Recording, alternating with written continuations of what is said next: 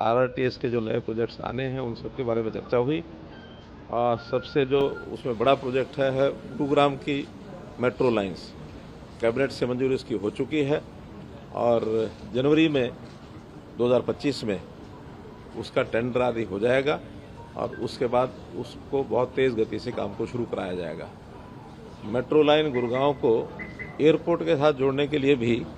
दो प्रपोजल अलग अलग चल रहे हैं कि एयरपोर्ट की मेट्रो को पालम विहार तक लाया जाए अथवा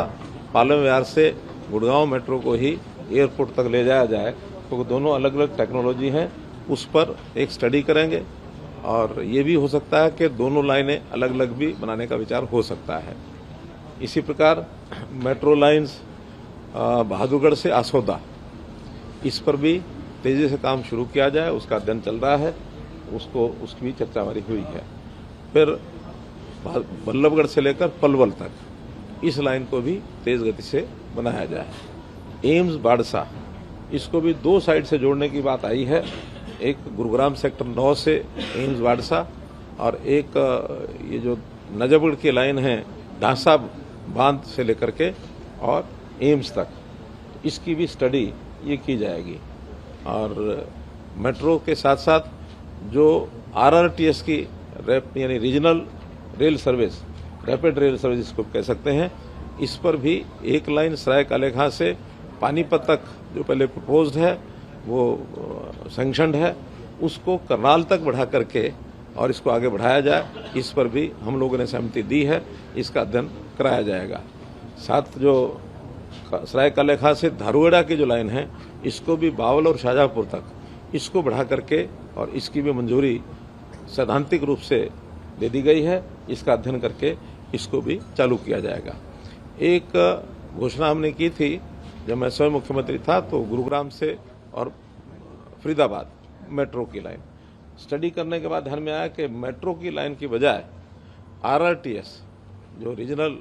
रेल रैपिड रेल सर्विस है उसकी फिजिबिलिटी ज़्यादा बनती है और न केवल गुरुग्राम से उसको फरीदाबाद तक रखा जाएगा बल्कि उसको जेवर एयरपोर्ट की जो आरआरटीएस दिल्ली से जाएगी उसके साथ जोड़ करके, ताकि सीधा पालम एयरपोर्ट यानी दिल्ली का एयरपोर्ट और जेवर एयरपोर्ट उसके बीच में आरआरटीएस, इसका भी एक प्रकार से सैद्धांतिक रूप से डिपार्टमेंट की ओर से यस हो गई है, उसका एक अध्ययन करके और उस पर भी आगे बढ़ेंगे। तो ऐसे सब एनसीआर का एरिया जिसमें रोड ट्रांसपोर्ट के साथ साथ metro transport, rapid rail transport, इसको बढ़ावा देते हुए और लोगों को ये सुविधा मिले, ऐसे सारे प्रोजेक्ट्स पर चर्चा हुई है। और मैं समझता हूं कि इसको अगले इस 5 साल के कार्यकाल में पर्याप्त नेटवर्क मेट्रो का, आरआरटीएस का ये हमारा बनेगा।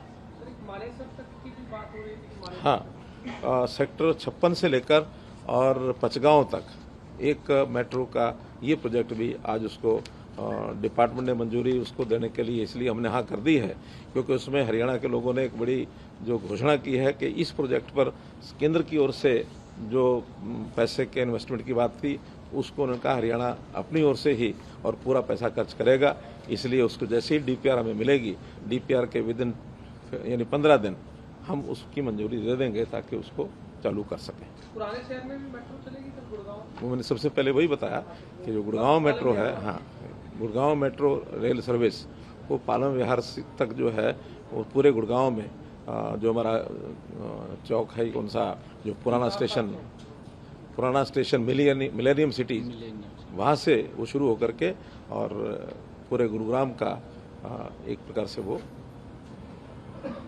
उसमें उसकी यानी सर्विस जो है वो दी जाएगी, साइबर सिटी तक जाएगी पूरे गुरुग्राम का चक्कर लगाते हुए। तो इस प्रकार की लाइनों की चीज़ें हमने आज तय की हैं। और एक हरियाणा के नए चुनाव के बाद पहली हमारी ये मीटिंग थी, तो जितने भी प्रपोजल आए हैं प्राय सभी हमने उसको स्वीकार कर लिया। कि आज हमारे हरियाणा के लिए बड़े गर्व की बात है कि आज हमारे सभी अधिकारी जो मेट्रो रेल और आरआरटीएस जो हमारे हरियाणा के अंदर लोगों को सुविधा उसकी मिलने वाली है, उसके लिए बड़ी एक प्लानिंग आज बनी है। लगभग हमारा, क्योंकि दिल्ली के सराउंडिंग एरिया में हरियाणा है और बड़ा यहाँ पर लोग बिजनेस और उनके कारोबार भी हैं, काफ़ी संख्या के अंदर पब्लिक भी है। इसका एक बड़ा लाभ लोगों को, उनको आने जाने में जो सफ़र का है वो बड़ा उसका लाभ मिलेगा। और हर दिशा के अंदर आज जो बैठ कर के चाहे मेट्रो रेल की बात है और चाहे RRTS की बात है, रैपिड रेलवे की बात है, उसको आगे बढ़ाने की बात है, कहीं एक्सटेंशन करने की बात है या कहीं नई खड़ी करने की बात है। एक बड़ी सार्थक मीटिंग हरियाणा की आज केंद्र के साथ हुई है और उसके अंदर कई प्रोजेक्ट्स के ऊपर आज चर्चा होकर के उनको आगे बढ़ाने का निर्णय वो किया गया है। इसके लिए हरियाणा के लोगों को एक बड़ा लाभ इसका मिलने वाला है, चाहे हमारे दिल्ली एयरपोर्ट से जेवर एयरपोर्ट और हमारा जो गुरुग्राम फरीदाबाद होते हुए लोगों को इसका लाभ मिलेगा। और जैसा अभी चर्चा भी की है कि हमारे सराय काले खां से जो एक RRTS सीधा करनाल को जाएगी, उसका भी बड़ा लाभ मिलेगा। और चाहे हमारा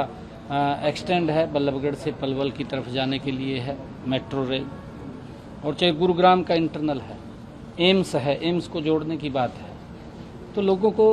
सुविधाएं देने का आने वाले समय के अंदर आज इसके ऊपर बड़ी चर्चा हुई है। और मैं धन्यवाद देता हूं आदरणीय मनोहर लाल जी का कि उनके नेतृत्व के अंदर आज हरियाणा को बड़ा लाभ उसका मिलेगा। मैं आज काफ़ी कई प्रोजेक्टों के ऊपर आज उसको लेकर के सार्थक चर्चा हुई है। लास्ट है सर, डबल इंजन की सरकार बार बार चुनाव में भी कही जाती है कि बहुत जरूरी है, तो लगता है आज के लिहाज से पहली बैठक में काफ़ी हरियाणा में आज अगर आप देखते हैं डबल इंजन का ही कमाल है। आदरणीय मोदी जी के नेतृत्व के अंदर किस गति से हरियाणा आगे बढ़ेगा, ये डबल इंजन की सरकार का कमाल है। और जब डबल इंजन की सरकार होती है तो काम गति से होते हैं। जिस बात की हम लगातार चर्चा लोगों के बीच में करते थे और उसका लाभ आज मैं देखता हूं कि कई हजार करोड़ रुपए के जो ये प्रोजेक्ट्स हैं, आज चाहे वो मेट्रो के हैं और चाहे वो RRTS के हैं, रैपिड रेलवे के हैं, उसका एक लोगों को लाभ आने वाले समय के अंदर मिलेगा।